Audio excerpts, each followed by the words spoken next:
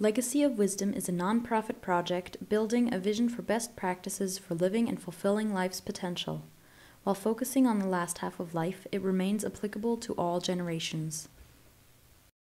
And I think what's so important about what you are exploring, all of you, is that there is actually ways that work, that we can look for skillful means, that there are theories and practices of change that work, and it's worthwhile to look into our own lives as well as learning from other people what works.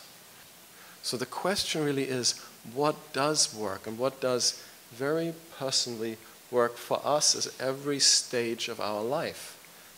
And of course that brings the question of how do you bring those into today's world? And that of course has been part of your life, Roshi, to understand deeply ancient wisdom tradition and to translate it into life, to bring it into, to come back to what you said, Mary Catherine, help to generate active wisdom. So I wonder whether you can say something more about these skillful means that help us to develop and live wisdom, both individually but also collectively.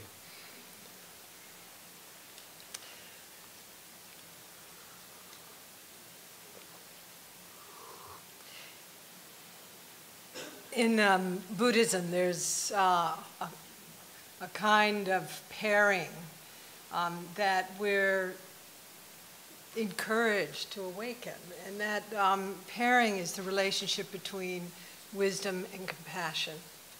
It's really not to see wisdom as separate from compassion, but really as wave and water, as two things that are woven together into a singularity or into a whole cloth.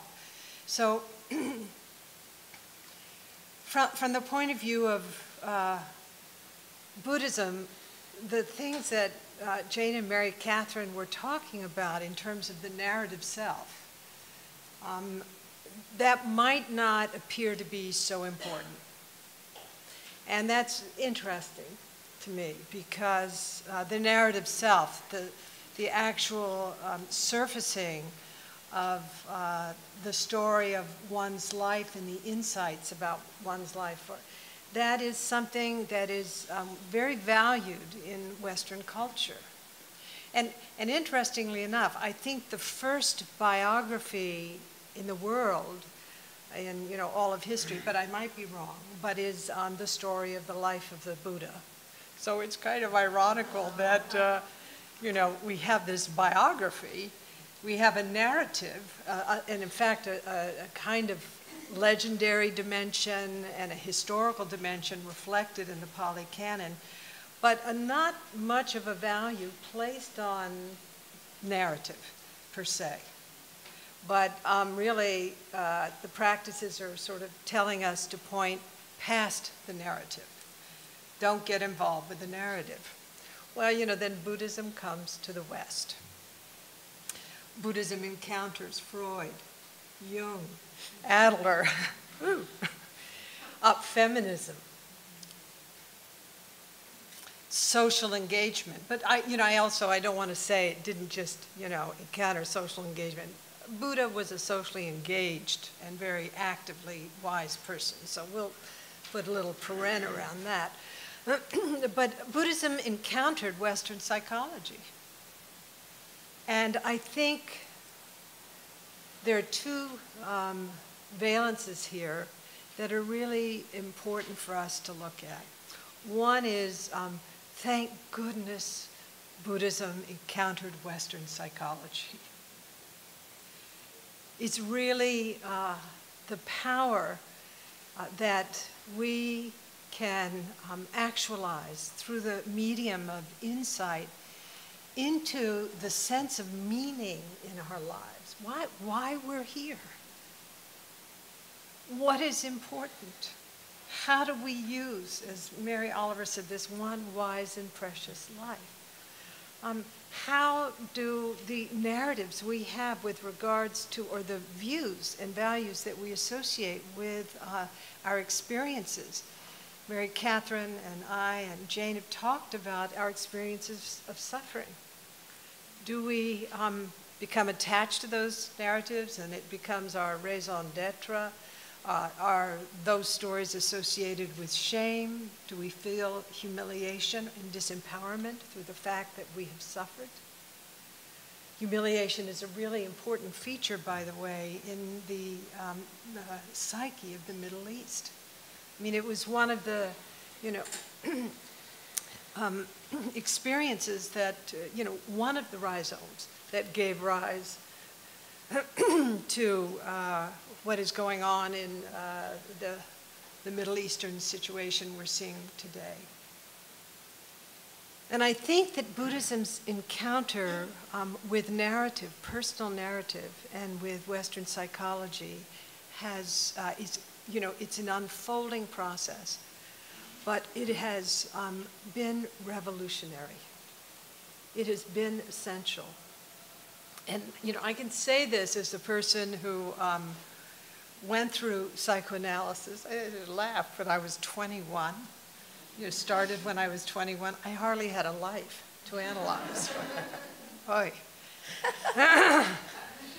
And then Jungian analysis at the age of 31. I hardly had a life, really. I mean, 31, you think you have a life, but still, it's kind of valuable to have these lenses awaken for you. So when Jane and Mary Catherine are speaking about the importance of actually reflection, to look inside our lives, into the stories that give depth and meaning to our lives as a way to develop what Jane has referenced, compassion. I think if we don't open to our personal narratives through a reflective process, which can have, many different ways that we can develop that kind of reflectivity, I think our capacity for compassion is diminished. I think as well that when Jane was speaking about the ability to read our visceral processes, to know what our guts not only are feeling, but are saying, what Gendlin talks about in terms of felt sense, to know when our heart breaks, to know when our hunger is not only physical, but it is also psycho-spiritual and social. To be able to distinguish physical hunger from social hunger. To also feel the tightness or openness of our own throats as we send our voice in the world or as we feel choked up. Those networks that are active when we are able to tune into this precious body are fundamentally the same networks that are active in the experience of empathy, one of the key features of compassion. Our ability to sense into our own physical experience, to derive from it the story of which kind of hunger am I really experiencing now? Do I feel choked up? Or is this the truth that just wants to be heard now at this moment? Is my heart breaking or is it breaking open? To really sense into those distinctions requires an ability to actually turn attention inward and to survey our somatic sensory continuum along with our own capacity to derive narrative or to hear the story that's being told. And I think Walter's question is really important because there's no silver bullet practice. You know, there's no one thing. I always love what His Holiness says. He says there are 84,000 Dharma doors. So I've been given the Walter Link eyebrow time signal. You're right, Walter. 1 minute. That's, I think, we want to look at some of the practices that allow us to open ourselves to something I want to talk about a little bit later today, and that is called the threefold transparency, the sort of inspiration that James Hillman gave me, which I've tried to sort of open up from a Buddhist perspective.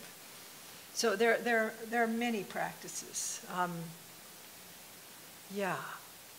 Yes. Roshi, it's implicit in what you said, but I want to say it explicitly.